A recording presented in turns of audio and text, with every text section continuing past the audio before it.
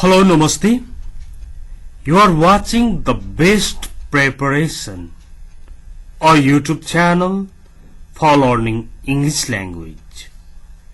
Please don't forget to subscribe this channel, share this video to your friends, like and comment. Okay, now let's see today's lesson.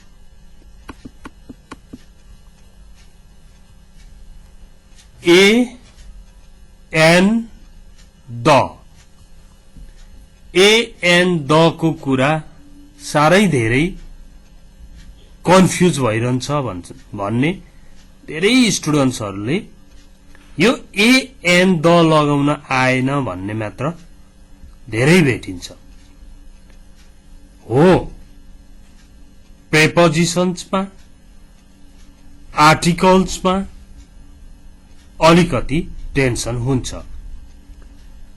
तर यो tension हुँदै गर्दाखेरि यसको कुरै नियमै नभएको पनि होइन नियम चाहिँ भएको तर त्यसको अभ्यास कम भएको मात्र हो अभ्यास practice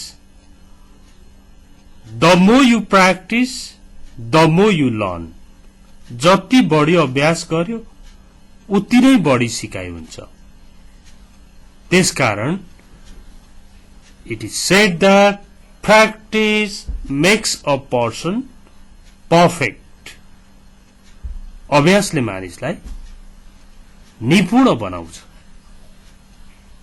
ओके अब हेर्नुहोस् है आज मैले रुलको कुरा गरिराखेको छैन रुल एक्सप्लेन गरेर डिटेलमा सबै कुरा गरेका भिडियोहरु म यो भिडियोदेखि तल लिंक कमेन्ट हुन्छ नि कमेन्ट बक्समा सबै लिंकहरु राखिदिन्छु 5-6 वटा भिडियो त मैले पहिल्यै अपलोड गरिसकेको छु आज प्रयोग मात्र हेरौं तर यो प्रयोग हेर्दै गर्दा पनि मैले सबै रुलहरु बताइसक्छु आज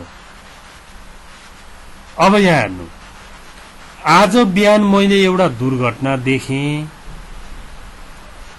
एउटा कार एउटा रुखमा ठोकियो त्यो कारको ड्राइभरलाई चोट लागेन तर त्यो कार नराम्ररी क्षति भयो भन्नुपर्ने छ I saw an accident this morning हेर्नु है A car crashed into a tree. The driver of the car wasn't hurt, but the car was badly damaged. I saw an accident. Accident भन्दाखेरि a आमा पर्यो या भन्दाखेरि आदि a अनि य आकर या हुन्छ या हुन्छ अ आमा पर्ने बित्तिकै एन आउँछ ठीक छ यो का भन्दा कार अथवा का भन्दाखेरि क आयो कन्सोनेन्ट साउन्ड भयो ए लाग्यो काज भनेको भए प्लुरल हुने थियो ए लाग्ने थिएन ए लाग्नलाई सिंगुलर हुनुपर्छ अनि काउन्टेबल हुनुपर्छ कन्सोनेन्ट हुनुपर्छ एन लाग्नलाई सिंगुलर हुनुपर्छ काउन्टेबल हुनुपर्छ भावेल हुनुपर्छ भावेल भनेको अ देखि अम सम्मको उच्चारण साउन्ड हेर्नु है अखा crashed into a tree tree भन्दा ट आयो कहमा पर्छ त्यही भएर ए लाग्यो the driver of the car भनेको छ ड्राइभर सिचुएसन क्लियर छ सिचुएसन कार क्र्याशको कुरा भइरहेको छ भने त्यहाँ ड्राइभर हुन्छ भन्ने त सिचुएसन एकदम क्लियर छ यस्तो क्लियर भइराखेको बेला द लाग्छ the driver of the car यहाँ द आयो यहाँ अकार थियो, यहाँ दकार भयो। किन भन्दा सुरुमा इन्ट्रोडक्सन गराउन आएको बेला अ लाग्छ, रिपिट हुने बित्तिकै द लाग्छ। Okay, repeated action, repeated word भयो यो। रिपिटेड वर्ड कार चाहिँ यहाँ थियो, पहिला त अ नै लाग्या हो, रिपिट भएर आएछ द लाग्यो। फेरि यो द पनि त्यही कारणले लाग्यो। डाइभर्जिङ सिचुएसन क्लियर छ हैन? अब यसलाई तपाईले अभ्यास गर्नुहोस्। I saw an accident this morning. A car crashed into a tree. The driver of the car wasn't hurt, but the car was badly damaged. Okay? अर्को हेरौं। नेक्स्ट, बाहिर एउटा नीलो र एउटा रातो कार पार्क गरिएका छन्।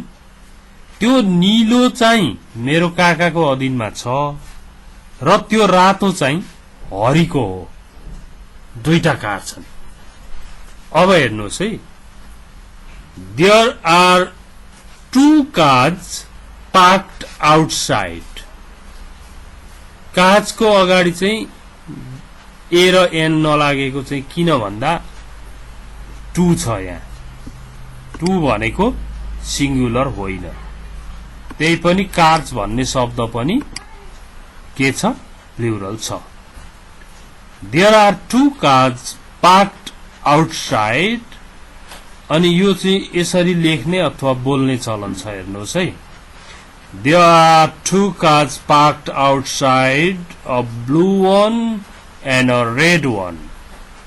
ओके, ब्लू भन्दा ब कखमा पर्यो, अनि रेड भन्दा र पनि कखमा पर्यो। द ब्लू वन किन द भन्दा रिपिट भयो, यहाँ थियो यहाँ आयो। द ब्लू वन बिलोंग्स अधिकारमा हुनु, अधीनमा हुनु। The blue one belongs to my uncle and the red one is hers. Okay, बुझ्नुभयो नि? अब नेक्स्ट इक्जाम्पल हेरौं। मेरो विपरीत साइडमा अर्कोपट्टिको साइडमा दिशामा एकजना पुरुष र एकजना महिला बसेका थिए। त्यो पुरुष जापानिज थियो, मैले प्रष्टै चिने, तर मलाई लाग्छ त्यो महिला चाहिँ चाइनिज थिइन्। A man and a woman were sitting opposite me. हेर्नु है, a man and a woman were sitting opposite me. The man was Japanese, but I think the woman was Chinese.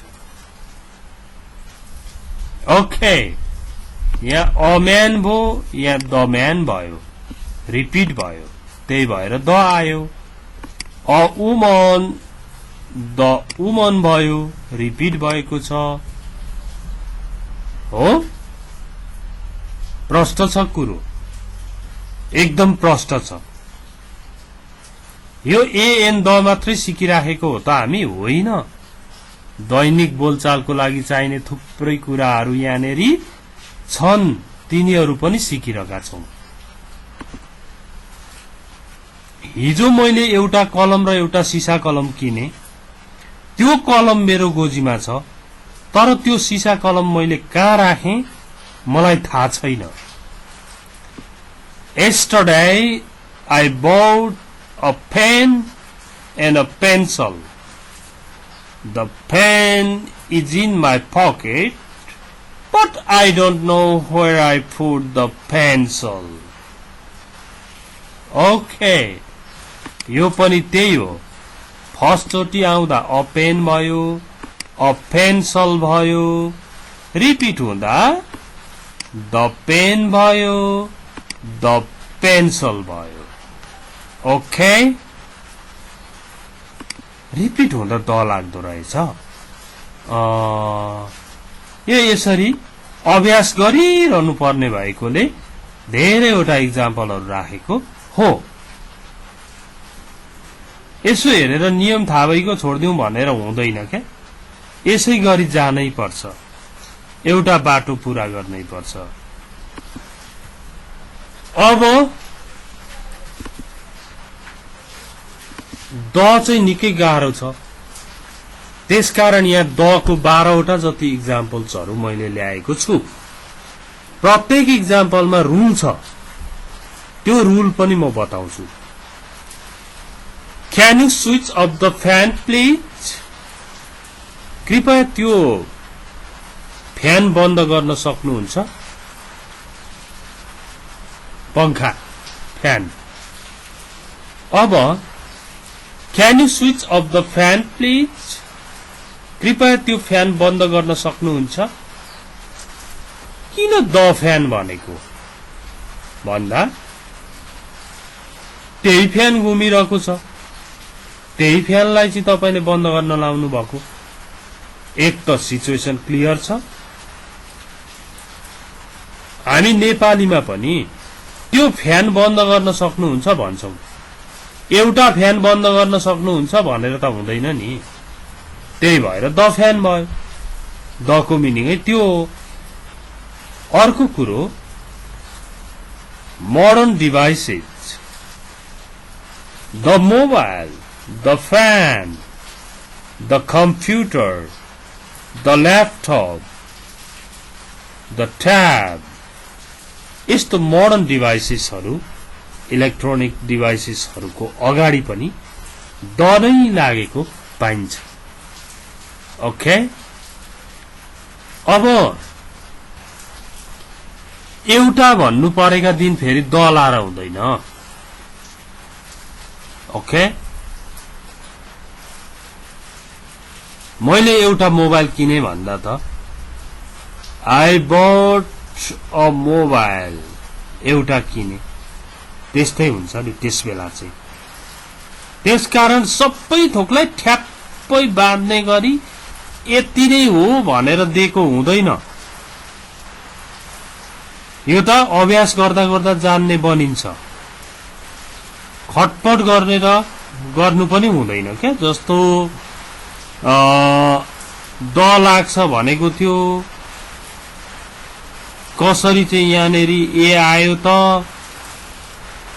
अब इलेक्ट्रोनिक डिभाइसेस, मोडर्न डिभाइसेसहरूको अगाडि धेरै जसो the लाग्छ, तर mobile हुँदैन भनेको होइन नि त, हुँदैन भनिया छैन, कुरो त्यो छ। Where is the nearest hospital? यहाँ द आयो, सबैभन्दा नजिकको अस्पताल कहाँ छ भनेर सोधेको। नियरेस्ट भनेको सुपरलेटिभ डिग्री हो। स्मलेस्ट सबैभन्दा सानो, बिगेस्ट सबैभन्दा ठुलो, नियरेस्ट सबैभन्दा नजिक। यस्तो सबैभन्दा भन्नेसँग द लाग्छ। सबैभन्दा राम्रो, द मोस्ट ब्युटिफुल, यस्तो कुराहरुमा द लाग्छ। The first bus leaves at 5:30 AM। पहिलो बस बिहान 5:30 मा छुट्छ। छुट्छ, हिँड्छ, जान्छ, छोड्छ, जेसुकै भन्नुहोस्, छुट्छ बढी भन्छौं हामी, तर अंग्रेजीमा लिव्स हुन्छ भनेर जान्नुहोस्, त्यति हो। लिव्स भने त छोड्नु होइन र छोड्छ पो हुन्छ त भनेर, पहिलो बस बिहान 5:30 मा छोड्छ भनेर त हुँदैन। छुट्छ भन्दा हुन्छ, बरु हिँड्छ भन्दा हुन्छ, जान्छ भन्दा हुन्छ, यो कुरा हो। अब यो द फर्स्ट किन भयो भन्दा यस्ता अर्डिनल नम्बर्सहरु first, second, third, fourth, fifth, sixth हैन, यस्तोसँग द लाग्छ। अर्को, I read the Kantipur every morning. म प्रत्येक बिहान कान्तिपुर पढ्छु। कान्तिपुरको अगाडि द आएको चाहिँ पत्रिकाको नाम, न्यूजपेपरको नेम अगाडि द नै आउँछ। जुनै न्यूजपेपरको नेम अगाडि पनि। अब यहाँ हेर्नुहोस्, Have you read the Bible भन्दा बाइबलको अगाडि तपाईले बाइबल पढ्नु भएको छ? Have you read the Gita, Ramayana, जे सोधे पनि भयो। द किन आयो भन्दा होली बुक, होली किताबहरू, महाभारत, वेदाज, रामायण, गीता, बाइबल, कुरान, त्रिपिटक जस्ता किताबहरू पवित्र ग्रन्थहरू हुन्। यी ग्रन्थहरूको अगाडि द लाग्छ। मे आई सी द म्यानेजर, म म्यानेजरलाई भेट्न सक्छु। यो द चाहिँ किन आएको भन्दाखेरि पोस्टको अगाडि आएको। प्रिन्सिपल पनि पोस्ट भयो नि।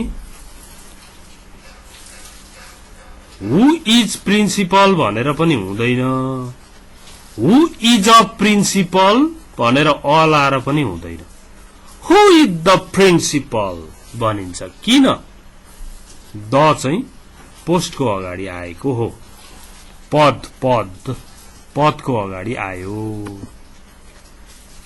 My bag is the same colour as yours, मेरो ब्याग तिम्रो जस्तै ठ्याक्कै तिम्रै रङको छ भन्दाखेरि यो सेमको अगाडि कसरी द आयो भन्दा द सेमै हुन्छ,